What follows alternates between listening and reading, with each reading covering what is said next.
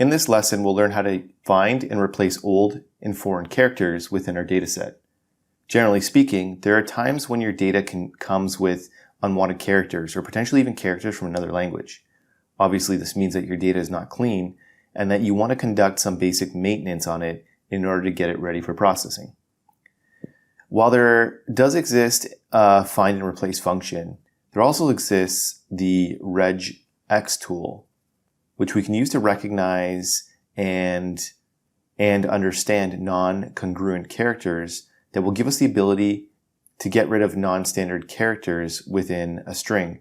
In order to use regex, we must state the pattern, what we want to replace it with, create the regex object, and then input our values into our regex replacement function to then strip the values from our strings.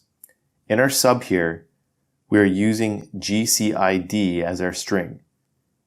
Notice that after we print out the result, only the normal text remains. If we want to run multiple strings through this sub, then we can simply create a function out of this sub and then loop through each string, placing it within our function, capturing and then outputting the edited string. Hey guys, thanks for watching this lesson. I hope you enjoyed it. And if you did, I'd really appreciate a like and subscribe from you. And if you want to learn more about Microsoft Excel, check out these videos above. And don't forget to check out our website, commercecurve.com, where we have lots of in-depth finance and accounting courses available with full training workbooks. All of our courses come with complete workbooks of lessons, examples, pre-built financial models, and training video.